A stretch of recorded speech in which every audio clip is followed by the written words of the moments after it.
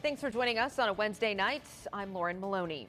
First tonight, the political landscape in New Hampshire will look a whole lot different in 2 years. Longtime Senator Jean Shaheen announced today she will not be running for re-election when her term ends in 2026. ABC 22's Matt Holderman has been following this development for us today. He joins us now live in the studio.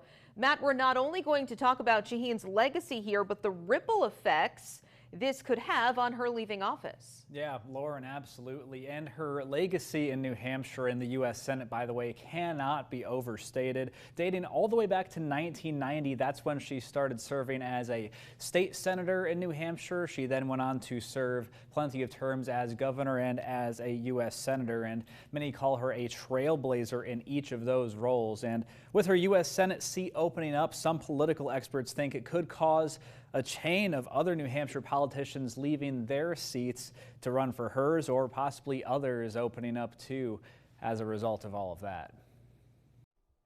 From the bottom of my heart, thank you, New Hampshire. The announcement that sent shockwaves through the Granite State Wednesday morning. After serving almost 20 years as one of New Hampshire's 2 U.S. senators, 78-year-old Democrat Jean Shaheen says she will not be running for a 4th term in 2026. I ran for public office to make a difference for the people of New Hampshire. To make a difference in the lives of the people of New Hampshire.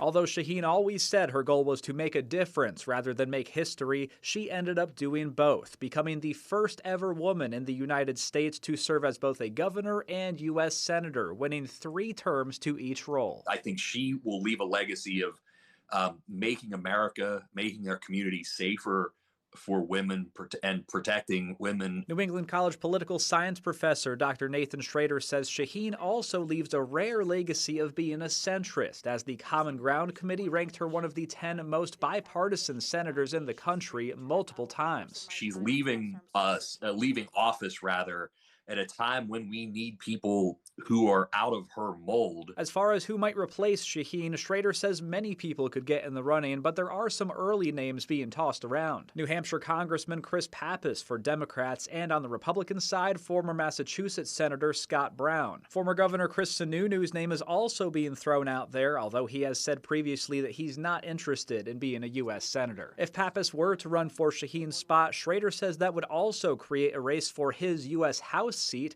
and that could create more races in the New Hampshire State House if current state reps and senators were to leave their positions to try replacing Pappas. This is where it would get very interesting very quickly. There are pockets of Democratic elected officials all through the 1st District who might say, again, hey, this is an open seat. These don't come up very often.